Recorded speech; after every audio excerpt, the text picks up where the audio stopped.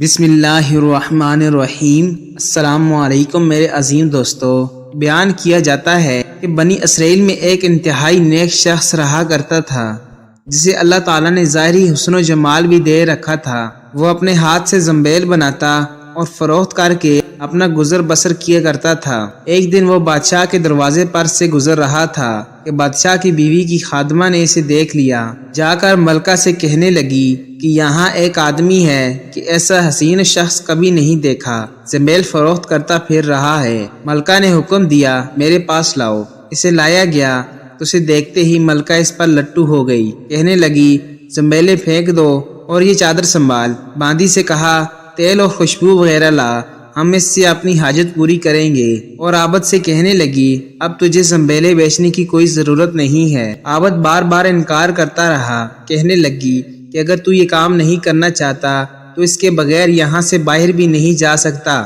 اور دروازے بند کرنے کا حکم دے دیا۔ عابد نے یہ حال دیکھا تو کہنے لگا کیا تمہارے محل کے اوپر کوئی ضرورت کی جگہ ہے؟ کہنے لگی ہاں۔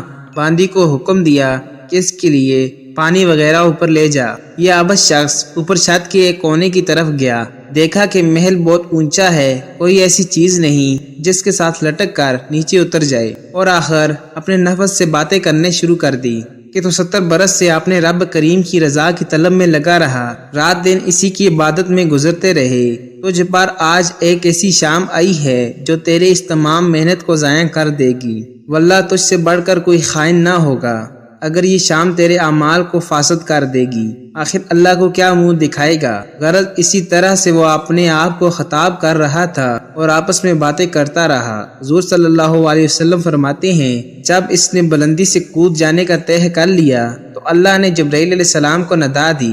انہوں نے لبیک کہہ کر جواب دیا۔ ارشاد ہوا میرا بندہ میری معصیت اور ناراضگی سے بچنے کے لیے جان کی بازی لگا رہا ہے۔ جا اپنے پروں سے اس کو تھام لے اور اسے ذرا بھی تکلیف نہ ہونے پائے۔ چنانچہ جبرائیل علیہ السلام نے اپنا پر پھیلایا، اسے پکڑ کر یوں زمین پر رکھ دیا جیسے ایک مہربان باپ بیٹے کو رکھتا ہے۔ فرمایا کہ عابد یہاں سے سیدھا گھر گیا، زنبیلیں وغیرہ وہیں رہ گئی۔ سورج غروب ہو رہا تھا۔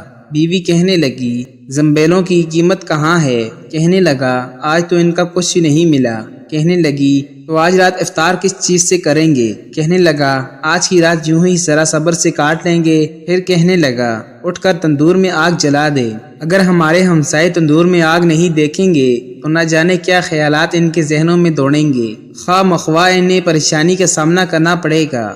بیوی نے اٹھ کر تندور میں آگ جلا دی اور خود واپس آ کر بیٹھ گئی۔ ایک پڑوسن آگ لینے کو آئی، پوچھا آگ ہے؟ جواب ملا آگے بڑھ کر تندور سے لے لو۔ یہ عورت آگ لے کر واپس ہونے لگی تو گھر والی سے کہنے لگی تو یہاں بیٹھی باتیں کر رہی ہے، ادھر تیری روٹیاں پک چکی ہیں بلکہ جلنے کو ہیں۔ عورت نے اٹھ کر دیکھا تندور بہترین روٹیوں سے بھرا ہوا تھا۔ عورت نے انہیں برتن میں رکھا اور خاوند کے پاس لے آئی اور کہنے لگی تیرے ساتھ اللہ تعالیٰ کا یہ معاملہ تیرے بلند درجات کی وجہ سے ہے، لہٰذا تو اللہ تعالیٰ سے دعا مانگ کہ ہماری باقی عمر خوشحالی اور فراخی میں گزرے۔ عابد کہنے لگا اسی حال پر صبر اچھا ہے، مگر عورت کا اصرار بڑھتا گیا حتیٰ کہ عابد نے دعا کرنے کا وعدہ کر لیا۔